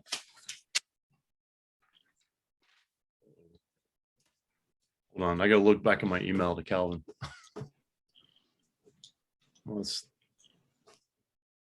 Calvin, do you have that up by any chance? Probably not. Okay, you for the open category? Yeah. Okay, number one, you gave to refractions through a wine glass. Okay. We all remember that. Let's see. Second place was grab one. There. Grab one. And third, And then the third was the dog wook. dog wook. Dog wook. Excellent. We're on Tom now. Okay, I deserve that. That's all right. We know what you meant. Yeah. Nice work. Really nice work. Bill, I hope I didn't cheat you. I mean, I really do like this image a lot. There's something on the composition that threw me off on it just a little bit. But yeah, great. I mean, what a wide variety of imagery. It's very fun. Stop sharing. But yeah, that was fun. That was fun to judge. That made a nice break from the other stuff I was doing this afternoon. So no, you all are extremely talented. It's always fun to see what you do. And yeah, I mean, just know, I mean, a lot of my comments are quibbles, you know. I mean, it's subject to, you know, your own whims and own thoughts. But you know, overall, you know, it's depth of field is key, you know, for isolating subjects, as we all know. You know, this is something that I saw. I mean, we got to be intentional, you know, about what you're focusing on, and, you know, just really work hard to help your viewer understand what you want them to see. You know, and then just sort of point of view. You know, I think there's a lot a lot to be said for playing around with their point of view. You know, and then on street photography, you know, I mean, I really would like to see what you all would do, you know, in terms of like trying to capture moments, because I mean, that's not something that I've seen you potentially challenge yourself with doing. And I know you hear me talk about, you know, images that I like because, you know, there's a little story in there, there's a little moment in there, there's a little gesture, you know, I mean, it's really those things that just make or break the photos. I mean, that's why, you know, it's like a sports photographer, you know, they take 20 frames of one play because, you know, they're trying to get that ball like just in the right spot. You know, it's just that little bit of nuance makes or breaks. So, but yeah, it's great to see some really nice prints and images. And this is kind of a nice way to judge. I think we talked about it a little bit last time, but you know, I'm glad I have two monitors because I like my little MacBook Pro monitor better. So I was constantly like just looking at them just on my different monitors to make sure I wasn't misjudging something. But I do look forward to potentially being back in person. That'd be great. Sure. I appreciate you taking time out of your schedule to Sure. look at our work and offer your opinions, Todd. Always enjoy your comments. We all do. It's just, yeah, when your name came up, I had quite a few folks were saying, "Oh, good." They you know, everybody, you're well received throughout this group. I'll put it that way. Thank you. I appreciate that. Now let's see, for the final for the year, for the assigned subjects. Tell me if I've got any of this wrong, Mr. Stodmeyer, but I've got first place is James Schultz with 58 points total for the year. Second place is Bill Schaff with 54 points for the year. Third place is myself with 50 points. An honorable mention is Tom Wedbush with 43 points. And then for the open category for this year is Tom Wedbush with 58 points, James Schultz with 54 points, Bill Schaff with 52 points, and myself with 43 points. If that sounds right, that sound right to you, Bill? Yep. That's right. Okay. I didn't pick a photographer of the year because we kind of messed up here. Yeah. One thing that we kind of talked about since the last meeting, this meeting, I gave Todd a lot more leeway because we'd had a few months where we had just a handful of prints turned in. So I'd ask the judges just nominate one print from each category for the top winner, eliminate the second, third, and honorable mention. And then because, you know, the way with the number of prints that were getting turned in there for a while, you know, you pick 4 winners out of each category and at least one, maybe 2 prints that are left out with nothing. So I was trying to just level the playing field a little bit to where you didn't eliminate all but 1 or 2 people altogether. And this month we had quite a few more prints turned in. I forget the total count, but so I gave it to Todd. I said, "Here it is. You can pick first, second, third honorable mention, or however many you want." So he picked first, second, third out of both categories, and I think that was fair enough. So you know, hopefully we can, you know, keep everybody's momentum going into the next year of, you know, putting in enough work where we can actually, you know, come up with enough placements for a judge to pick from. Because I think it's even more fun when a judge has to sit there and really work a little bit more to draw that fine line between, you know, what's top and what's the bottom of these categories. I like to hear judges wrestle that just a little bit because that makes it a little more interesting. But the only other thing I will do here, I'm not going to do it this evening. I'm getting too tired. But tomorrow I'll send out a email to everybody with the 2022-2023 assigned subjects of the months and the descriptions for each one of the subjects. And Todd, if you're interested, I'll send a copy to you. And if there's something in there you want to judge next year, Sure. We'll welcome you back. And Yeah, Definitely. yeah. So you can kind of pick your subject and pick your month, and we'll go from there. Because we have a couple of judges, everybody wanted us to bring back again. The other one we had that was really did a great job for us early on that, well, he was the guy that had our prints for almost 2 years, was Aaron Smith, who actually was the last guy to have a print before the COVID thing shut us up. I know everybody really received him well. He was really great in his comments.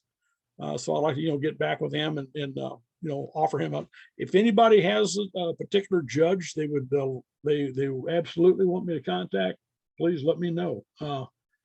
Because you guys have as much say in this as anybody. We all have the same say in the whole thing. So Were is you looking to everybody? get I'm sorry. Were you looking to get Susan Nelson in on this too? If we can, yes, because Susan, I don't know if any of you guys remember Susan Nelson. We had a fellow in the club here a few years ago that really gave her a bad time. She didn't want to judge for us again. She works out of St. Mary's College up in Leavenworth.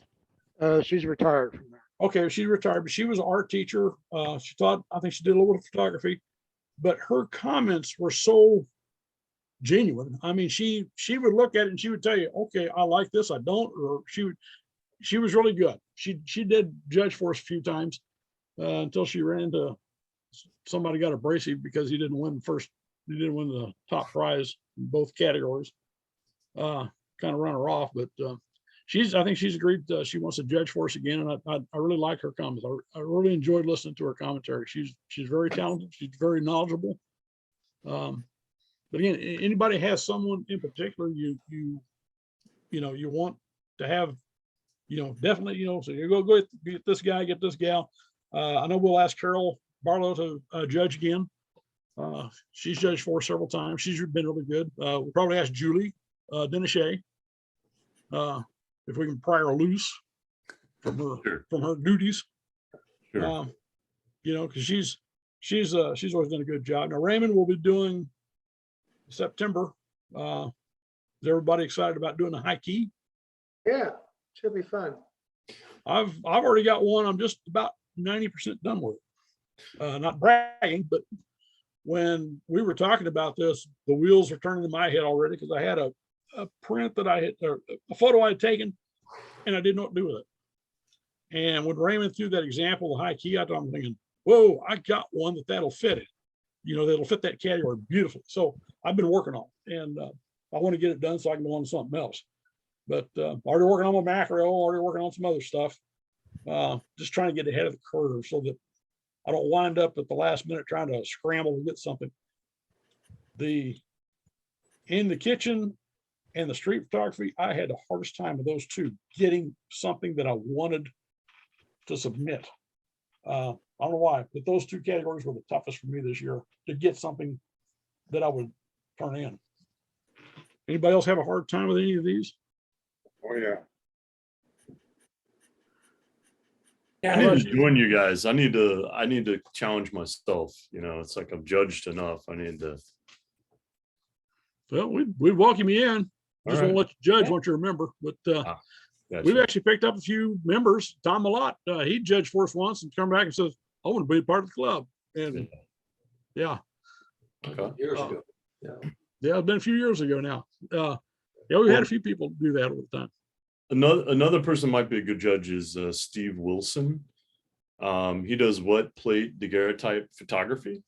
Really? He worked at Hallmark for a long time, years and years and years. But he could be an interesting judge. I mean, he's clearly more on the fine art type, side of things, which is great. So he and just a genuinely super nice guy and really smart. But yeah, he's likes to play with the chemicals still. So. Oh, okay. Well, I do that on occasion, not very much anymore. But yeah, and there was also, I've got it in my notes somewhere, there was a fellow that works out at the Overland Photo that somebody had mentioned that said he would be a great judge too. I haven't made contact with him yet, but I plan to try to make contact and see if he's interested in, I'll send you his name, Calvin. Okay. Or if you want to get a hold of him and send him my information and tell him to get a hold of me, that'd be great too. Anyway, Yeah, I can do that. yeah, just, yeah, have him get in touch with me and All right. we'll go from there. All right, sounds good. You And, talking about, Calvin, maybe- didn't Yeah. Roy Inman judge for us one time? Yeah, Roy wasn't really interested the last time.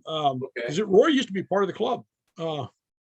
The last one I think he did for us was painting with white. And he came in and did a demonstration for us, which was really great. Yeah. But he just, I don't know if it's just his schedule or I don't know what it That's was, right. Okay. you know.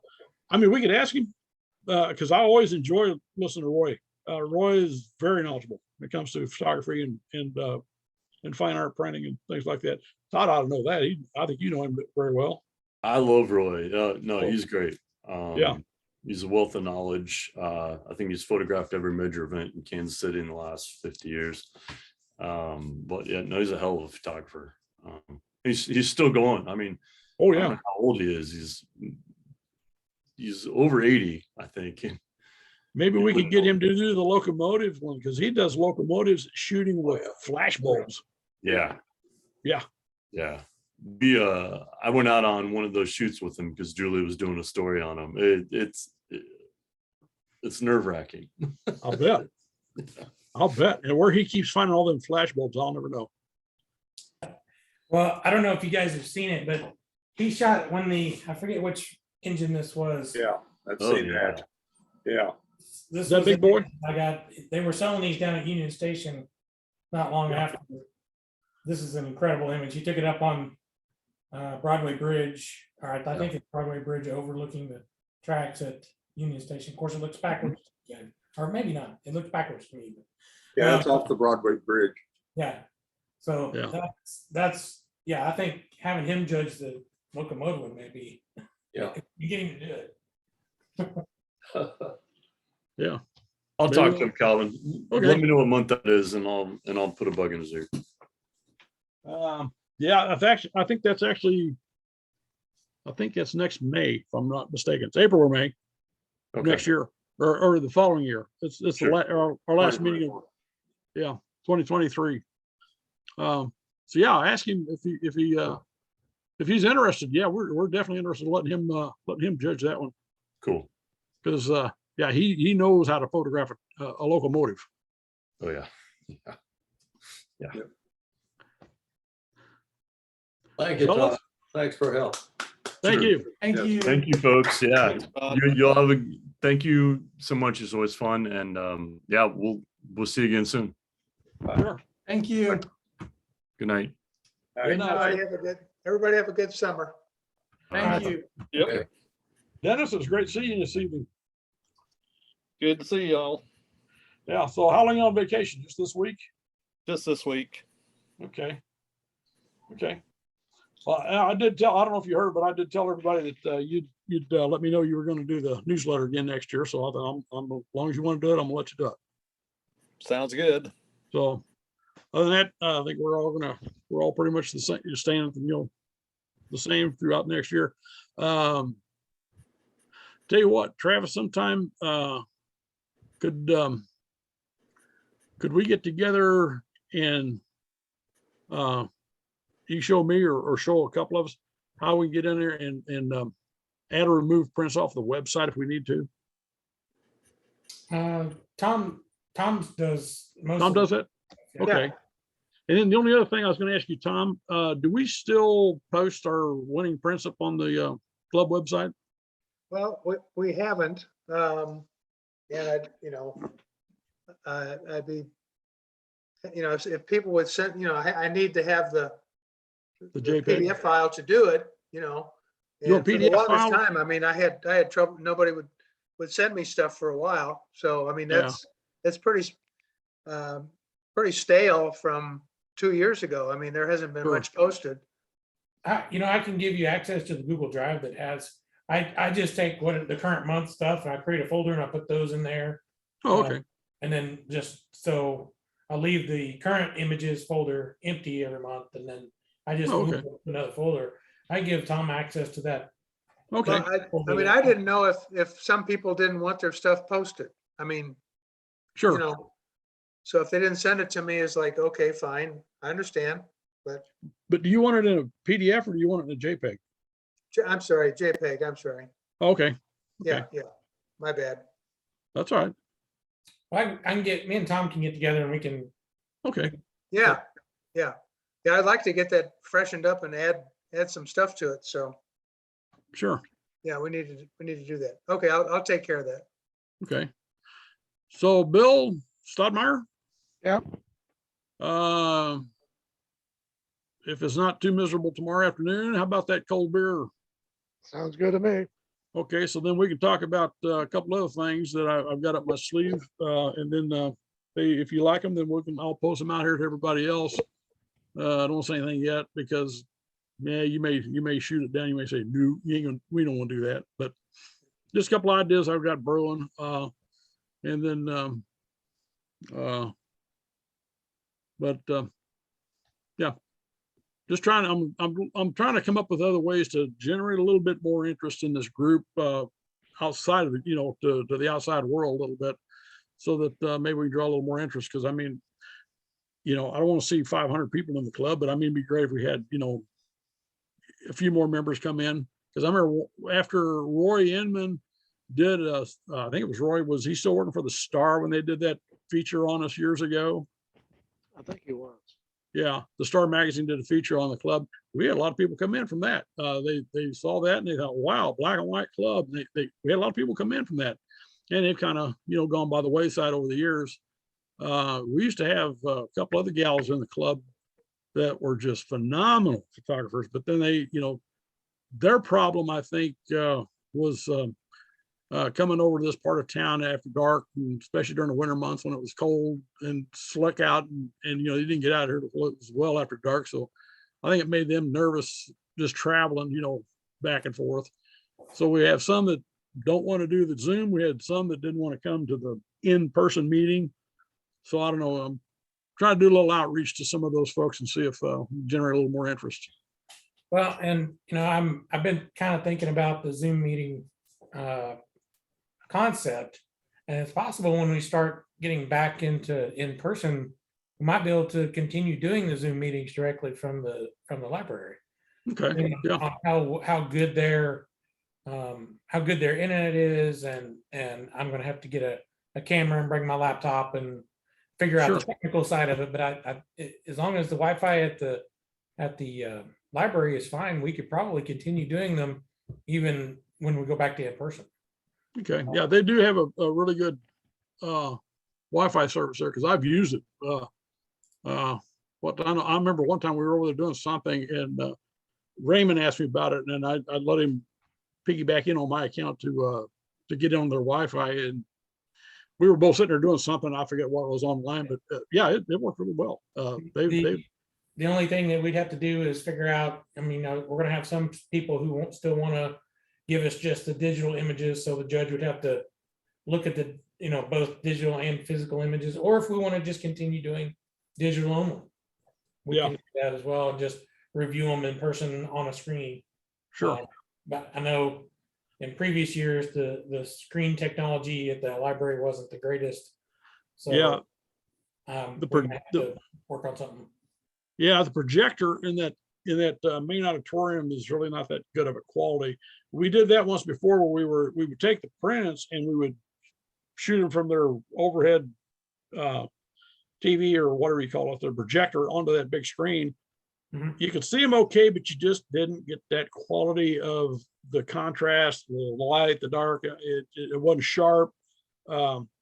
Probably if you did it, you'd want to do it on a LCD screen or a flat screen out there in one of the smaller conference rooms where you would get a little better quality. But that auditorium, it was really bad.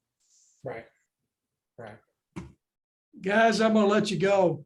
Okay. Everybody have a Mr. good Shaw. evening. All Venus, right. I'll There, call Brian. you. Take care. Take care of yourself. Will do. Tom, I'll send you an email. Okay, thank you. Talk to you guys soon. Bye. All righty. Good.